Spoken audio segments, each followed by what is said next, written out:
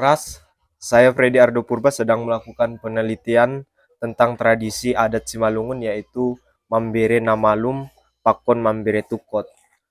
Pada kesempatan ini saya sedang bersama dengan Lai Lindung Sipayung sebagai seorang majelis gereja dan juga sebagai anak Simalungun yang telah layak melakukan tradisi Mambere Namalum Pakon Mambere Tukot.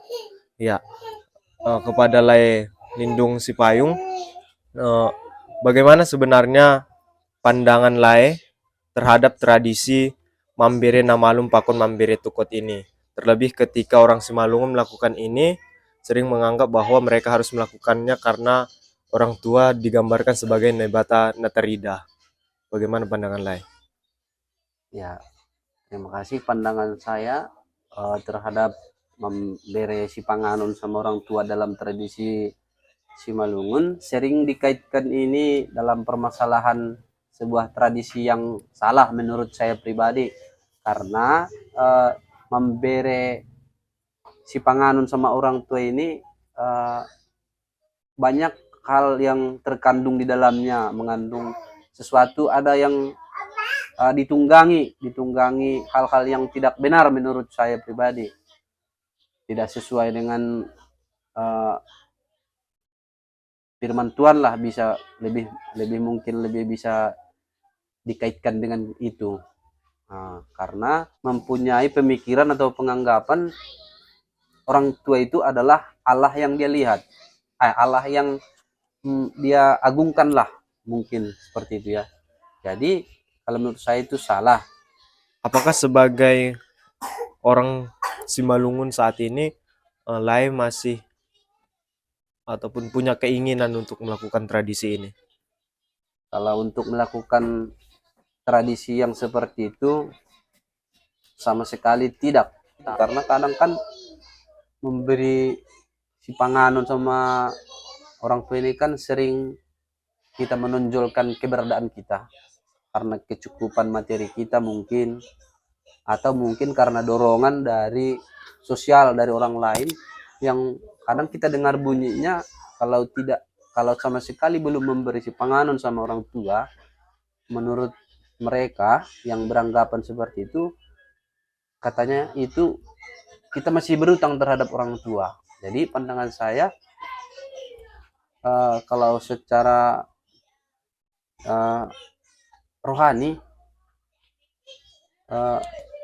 ataupun secara apa ya dibilang, kurasa seorang anak nggak pernah berutang sama orang tua.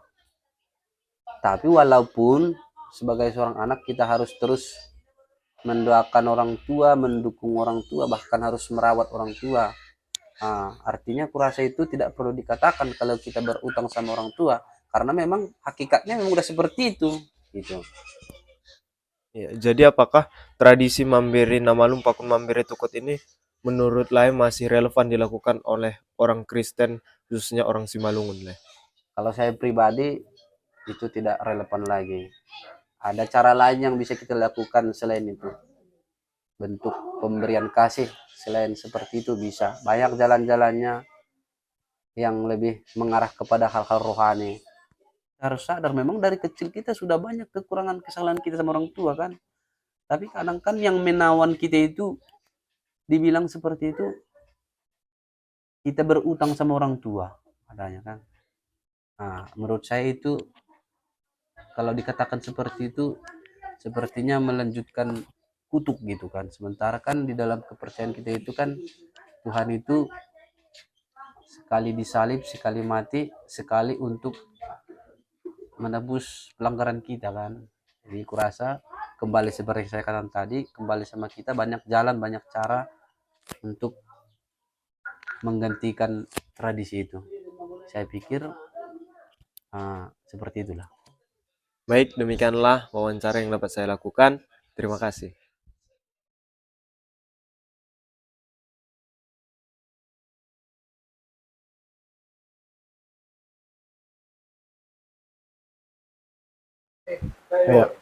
Horas, saya Freddy Ardo Purba sedang melakukan penelitian tentang tradisi adat Simalungun yaitu Mambere Namalum Pakon Mambere Tukot. Saat ini saya sedang berada di Sekretariat Pertua Mojana, Simalungun, Silokahean. Bersama dengan saya ada para pengurus PMS Silokahean. Ya, di sini saya ingin bertanya kepada Ketua PMS, apa yang menjadi pengertian dari mambere namalum pakon mambere tukot? Pengertian memberikan malum itu adalah salah satu penghormatan daripada anak dan cucu kepada tua-tuanya. Jadi hal itu perlu juga dibuat ya penghormatan. Sekaligus itu adalah tercantum juga itu di Patik Palimahon, penghormatan kepada orang tua. Kesangapun orang tua. Apa yang menjadi tujuan dan motif dilakukannya tradisi mambere namalum pakon mambere tukot ini? Tujuannya begini. Salah satu orang tua kita yang sedang sehat, tapi dia sudah tua. Namun selama ini belum ada penghormatan yang diberikan anaknya atau cucunya kepada opungnya. Namun ya pada hasilnya semua anaknya sudah berhasil, sudah bekerja semua, begitu juga cucunya.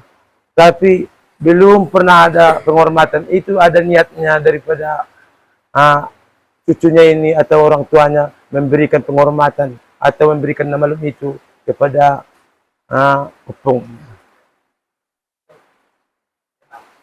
Yang kemudian nilai-nilai apa yang sebenarnya terkandung dan bisa kita temukan dari tradisi mambere namalum pakon mambere tukot ini tuh? Iya, kan itu jelaslah nilai-nilainya termasuk rezeki. Kalau kita percaya dengan rezeki, begitu sudah dikerjakan pemberian namalum itu kepada opung kita, mungkin besar rezeki anaknya sama cucunya pun bertambah. Itu harus kita akui. Contohnya ya seorang cucu keberadaannya sekarang karyawan. Setelah dikerjakan itu menghormati opungnya, bisa juga diangkat menjadi staf. Itu makanya ada tujuan orang menghormati opungnya, tua-tuanya kalau di Simalungun. Yang kemudian apakah yang menjadi unsur-unsur yang terdapat dalam tradisi mambere namalum pakon mambere tukot ini tuh? Unsur-unsurnya memberi namalum. Nah, kalau tukot itu, biasanya kalau opung kita, dari ladang pun dia mau pakai tongkat tebu. Persoalannya asal dia sampai, udah puaslah tujuannya. Sementara cucunya yang melihat itu nggak puas melihat opungnya pakai tongkat begitu, sedangkan sudah bisa dipikirkannya untuk mengganti tongkat opungnya ini. Begitu juga duda-duda, kadang maunya duda-duda tuanya bambu, soalnya bisa pakai sirih tua-tuanya ini. Ya begitulah berpikiran cucunya itu, gantilah duda-dudanya tua-tuaku, biar aku ada rezekiku, sekaligus menghormati opungku, jangan aku malu, gitulah maksudnya. Ya. Pertanyaan selanjutnya, apa sebenarnya yang menjadi makna? Kenapa harus diberikan tongkat kepada orang tua laki-laki dan kenapa harus diberikan duda-duda kepada orang tua perempuan? Ya kalau itu jelas, kalau namanya udah orang tua itu, yang pertama menjadi masalah adalah jalan. Pasti kaki dulu yang bermasalah. Jadi tongkat itu adalah pembantu jalan. Begitu opungnya bertongkat, tentu bisalah tambah jauh perjalanannya. Ada pembantu kakinya. Begitu juga tua-tuanya. Biasanya kalau tua-tua ini, kalau udah dia tua, dia suka mapuran, merdemban, kan? Jadi kalau merdemban itu, kalau sudah namanya opung, mau giginya pun udah berlubang-lubang, mau nggak ada. Jadi dibantulah dengan duda-duda ini, biar dembannya Ya udah halus, dia tinggal mengunyah dan mengambil patinya. Selain tongkat dan juga duda-duda itu kan ada lagi unsur-unsur kan tuh, seperti kemeja dan juga ikan gitu. Bagaimana pemilihan secara khusus ikan? Ikan apa sebenarnya yang diberikan dalam Mambere Namalum ini? Ya kalau biasanya kalau ikan, kalau di Simalungun ini terlebih kami lah, di Selokayan itu biasanya ikan tawar yang di sungai lah. Ada dibilang kaporas, ada juga dibikin jurung. Itu pun tidak boleh terlalu besar, harus diukur dengan tempatnya. Ya kalau terlalu besar dia, ya rasanya pun sudah lain. Jadi itu harus dari air yang deras. Kalau di sini dikatakanlah itu jurung. Itulah. Apa yang menjadi syarat dari dilangsungkannya tradisi Mambere Namalum atau dan juga Mambere Tukot ini tuh? Syaratnya ini harus persatuan dan kesatuan anaknya, ini harus. Tidak boleh dikerjakan memberikan namalum kalau ada masih anaknya yang tidak mau mengerjakan. Ini harus sama-sama anaknya semua sama cucunya. Bahkan kalau bisa, biayanya pun harus sama menanggung untuk menghormati orang tua ini. Sekarang kan sering ada pandangan tua kalau Mambere Namalum Pakun Mambere Tukot ini kan sering dilangsungkan untuk orang tua yang dalam keadaan kritis lah gitu. Nah, bagaimana pandangan tokoh adat mengenai fakta ini tuh? Nah, kalau itu memang ada. Semasa hidupnya, anak dan cucunya nggak pernah mengasihkan namalum kepada opungnya. Tahu-tahu jatuh sakit. Begitu sakit, terus nggak ada peningkatan, menurun terus. Jadi berpikirlah keluarga, anak atau cucu-cucunya. Bagaimana nanti kalau mati opung kita ini? Belum pernah pun sekali diminumnya, dimakannya namalum kita. Dia udah meninggal. Tentu kita berdosa. Itulah pemikiran yang salah satu yang memberikan namalum di waktu sakit. Tapi padahal ada juga memberikan namalum di waktu sehat opungnya. Bukan harus selalu sakit. Dalam tradisi Mambere Namalum Pakun Mambere Tukot ini kan salah satu juga tujuannya adalah membagi warisan gitu kan tua. Ya. Bagi warisan orang tua kepada anak-anaknya gitu. Ya, ada jadi juga apakah itu. dalam proses itu ada orang-orang ataupun oknum lain yang harus mempersaksikan itu begitu tua? Ya ada. Kalau di sini disebutlah itu tondong. Iya, segala tondong dari mama, dari bapak, dari opung pun diundang juga menyaksikan itu. Tapi bukan semuanya yang memberikan namalum membagikan harta. Ada juga nggak ada hartanya. Tapi bagi yang ada hartanya, ada juga disitulah disaksikan semua. Bahkan disaksikan tondong supaya dibagilah hartanya di situ. Iya.